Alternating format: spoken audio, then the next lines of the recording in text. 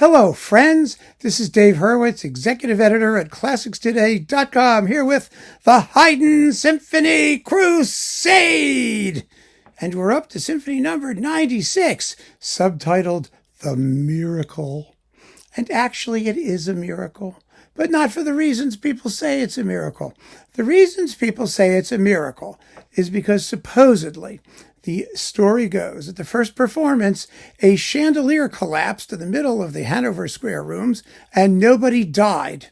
And the reason nobody died is because the audience had pressed forward to the proscenium, to the stage, either because the concert was over and they wanted to get close to the players or because the music was so interesting they couldn't stay in their seats. No one's really sure why. And actually, the crashing chandelier happened, we think, during the performance of Symphony number 102, not number 96. So it was actually years later, because this is the first of the London symphonies. It was written before numbers 93 and 94, around the same time as number 95, which we think is the second of the London symphonies. So it wasn't a miracle, and it's placed in the wrong spot chronologically. It's the last Haydn symphony to have a first movement, second half repeat, which is kind of a big deal, because in this symphony you really ought to take the second half repeat, even though most conductors do not and will not. Slatkin did, a couple others do. The period instrument people will do it. It sounds wonderful if you do it. And, but the symphony itself is really remarkable. I mean, very remarkable. We talk about how Haydn writes symphonies where everything is somehow related, but I caution you not to worry about the fact that, you're thinking that, oh, well, everything's related to everything else and it's all just, well, here everything really is related to everything else. I mean, amazingly so, entertainingly so, really incredible, an incredible piece. And so we're going to take a slightly different approach to listening to this, actually, because normally, it starts with an introduction, and the introduction is related to the music that comes, and so we do everything sort of in order. Here, we're not going to do it in order. We're going to play the exposition first, then we're going to go listen to the introduction, then we're going to play the recapitulation and coda, because it will help you to hear just how fabulously, wonderfully related everything is in the best possible sense. It's not monotonous related. It's constantly renewing, unbelievably vigorous and entertaining relationships. They really are. So what is remarkable about this first movement? Well, usually when we talk about sonata form movements, we say, well, there's a first subject, which can contain any number of ideas, and then there's motion music, which leads to a second subject, which has any number of ideas. Then there's a development that develops the ideas. Then there's a recapitulation, which restates the ideas. We know this now by heart, right? And if you're just coming to the Haydn Symphony Crusade and you're just listening to Haydn for the first time, well, you don't have to worry about any of it. The point with this movement is that there really is no second subject. It's easier to think of it as a being in a state of perpetual development and change.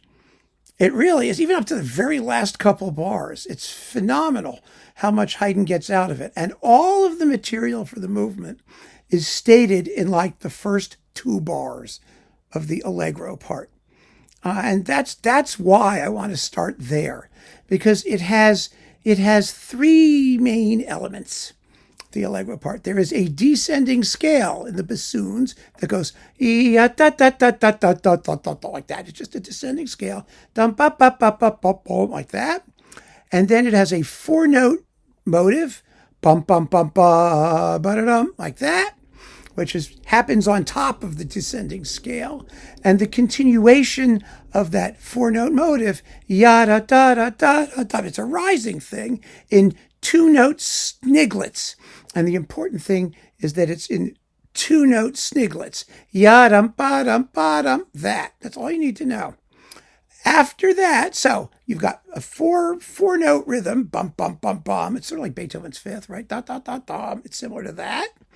dun, dun, dun, dun. And then you've got the descending scale, yum, up, up, up, up, up, and then you've got the two-note sniglet thing, yadum, ba-dum, ba-dum.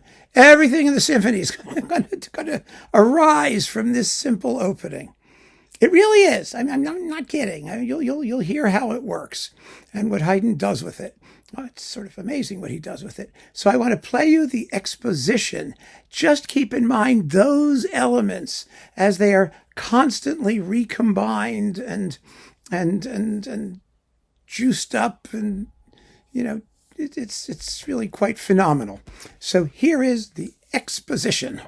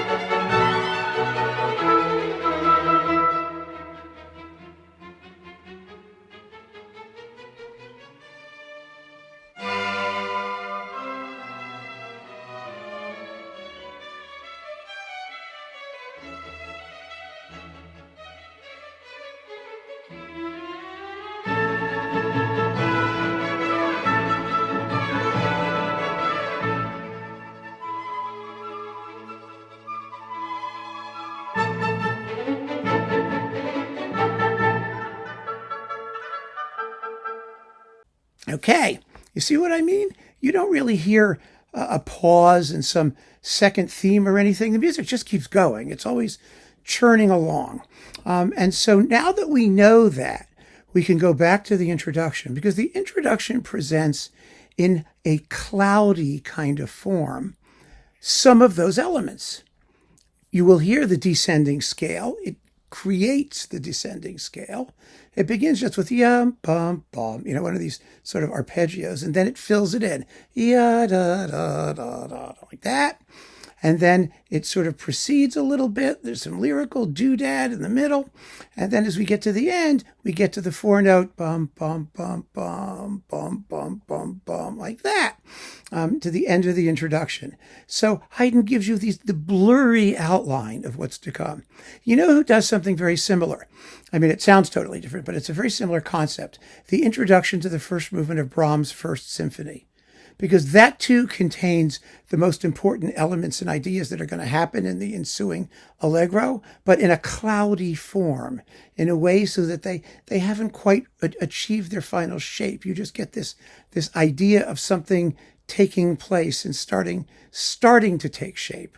Haydn invented that. Of course, he invented everything. So there you go. But that's maybe a comparison that will give you a sense of what to listen for when you hear this introduction. So here it is.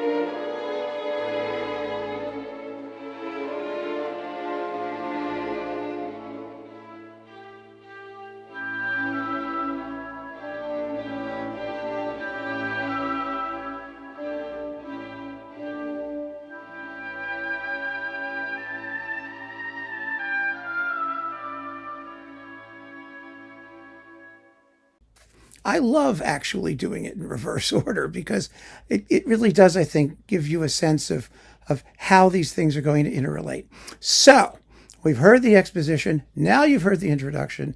the development section is like amazing. It takes all of this stuff, and it's a big, long development section. Let's just put it that way. It's like the majority of the movement. It's or it sounds like it is, because there's just so much happening, and it's constantly happening.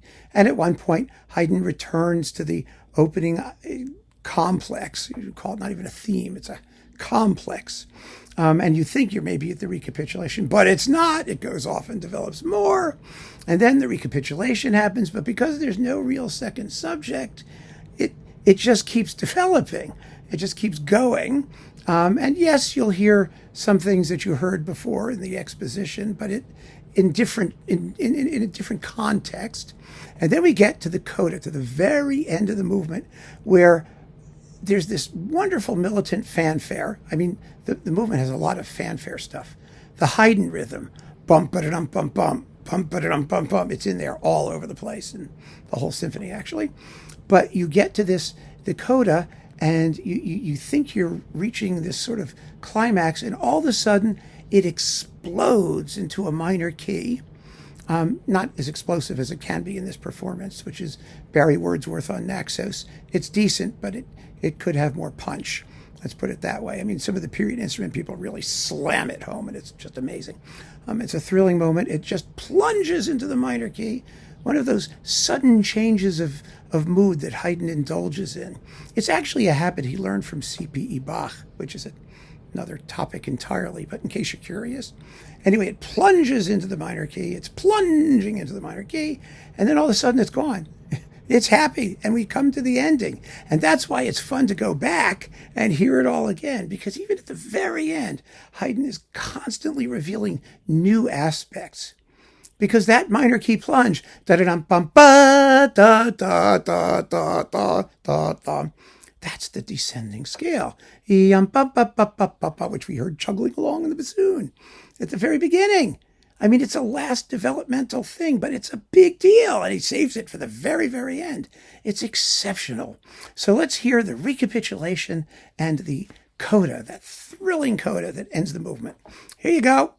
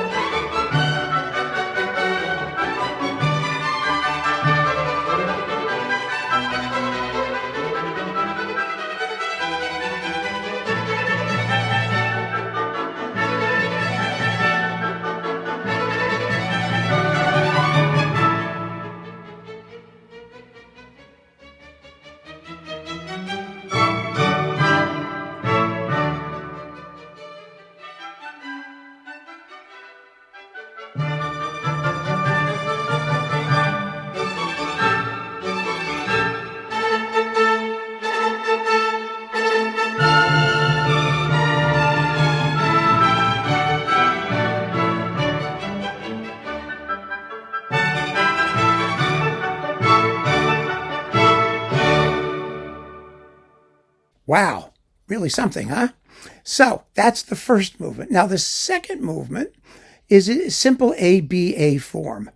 It has a big, long theme, and then a minor key episode with a little major key sniglet in the middle. And then the big, long theme comes back. So it's very, very easy to follow. It is composed, however, the theme is composed of the same elements that we just heard in the first movement. A four-note thing. In this case, it's together. Yum bum bum ba, da da da da dum, da da da da dum, bum bum bum. Scale going down, and then a two-note sniglet. Ba-dum ba-dum ba-dum ba-dum ba-dum. The whole thing takes like 10 seconds, 15 seconds to play, and that's the main material for the whole movement, just as we heard in the first movement. Although it's arranged differently. The elements are in a different order, and they're written slightly differently, and some are more melodic and just rhythmic, but it's the same stuff that Haydn uses to create an entirely different sounding movement. So here's the opening theme. It's just a tiny little opening theme with those same elements that we already know and love so much.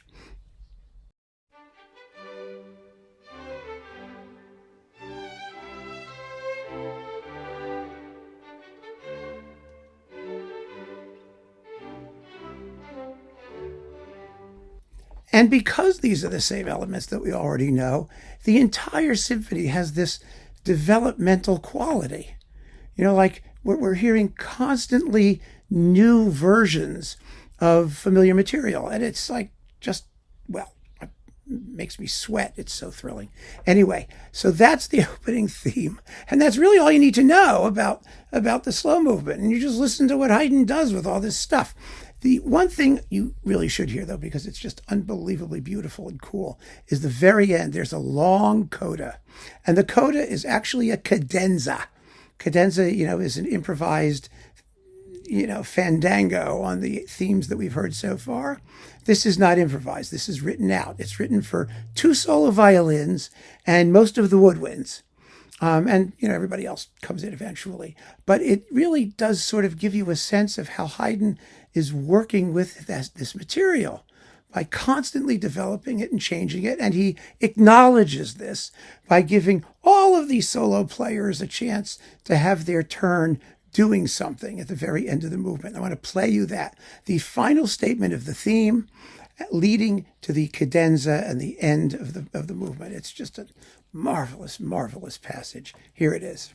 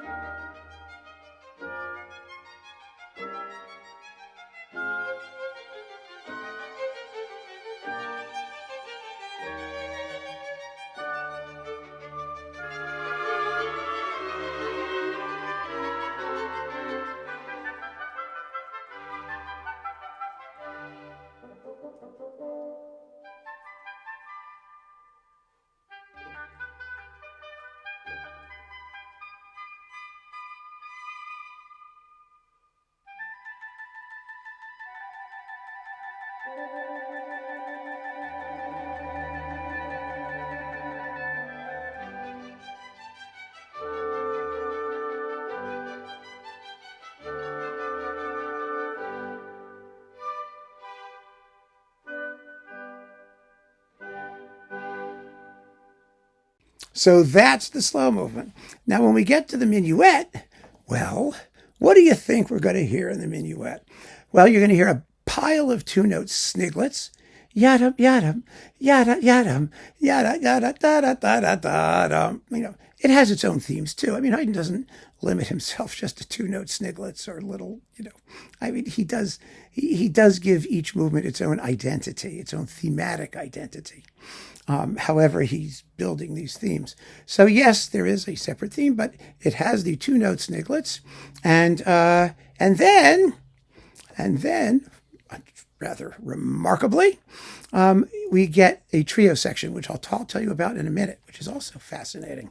Here is just the opening first half of the minuet, because you only need to hear the 2-note sniglet bits. Then you can listen to the whole thing and enjoy it for all of the individual beauties with which it is so richly endowed. Here you go.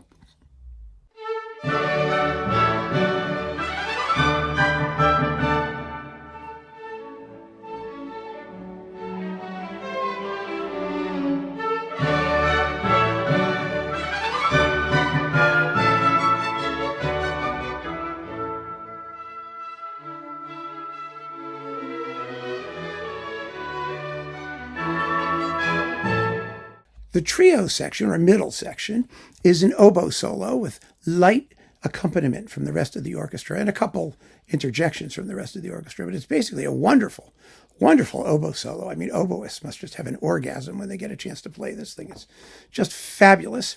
And one of the cool things about this oboe solo is that it includes the opening descending scale theme. Bum bum bum bum bum bum bum. It's da da da da da da da da da da da da da da da like that. There it is. The opening of the whole allegro, yum bum bum bum bum bum bum. It's in there in the oboe.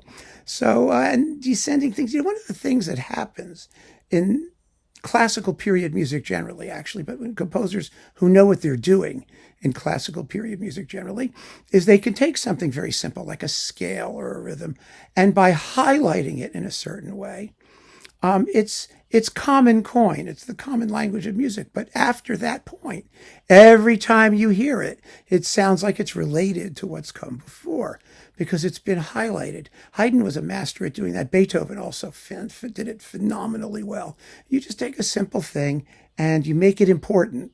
And even when it's not important later on, and it's not like the big deal in later sections, you hear the relationships. And this is one of those moments. So let's listen to the trio and listen just for these descending scales that we heard at the very opening of the allegro.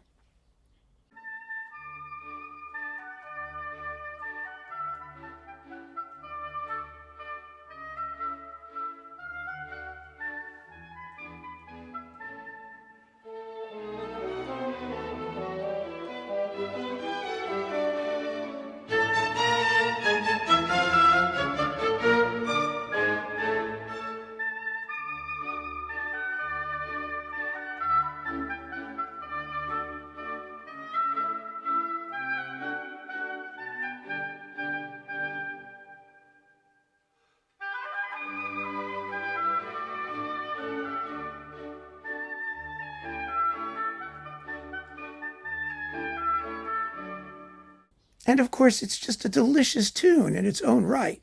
It's a wonderful little folky thing, but audibly related to what's come before. And so with that, we come to the finale. This is going to be a relatively quick talk because the music itself is it's so compactly written and based on such a limited number of simple elements that we don't really need to go into it. I mean, the fun is hearing how Haydn develops those elements. And for that, you have to listen yourself. You have to just play the whole thing and let it rip and, wallow in the ceaseless invention that the music represents. But it doesn't require a lot of discussion. So I just give you a heads up. The finale is a rondo, sort of sonata-ish rondo thing. And it has, well, da da da dum bum bum ba dum ba ba ba da da da dum bum bum ba dum. So dun dun da dum is a 4-note thing, like from the first movement, bum bum bum bum bum bum bum bum, right? Dum bum ba dum. Except it ends with a 2-note sniglet, so it can have 4 notes, it can have 2 notes. It can even have 3 notes. Da da dum ba ba dum. It doesn't matter. You have 4 notes and 2-note sniglets, and then there are some descending scales too that you may or may not notice along the way. But it's all based on what we initially heard at the beginning of the symphony.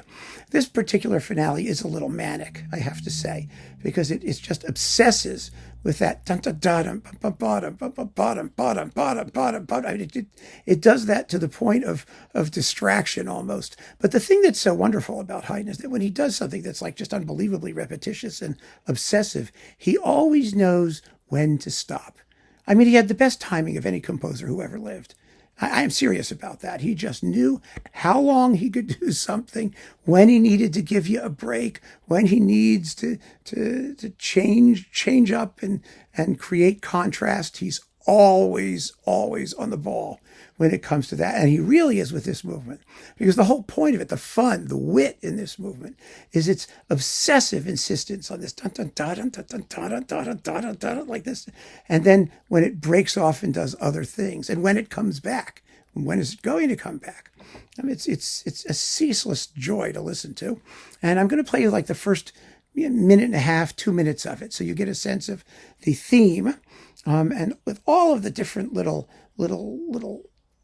developments of the previous material that it contains, and the first big episode, and the return of the theme, and then from then on you can knock yourself out enjoying it at your leisure. It's a short movement, like 3 and a bit minutes.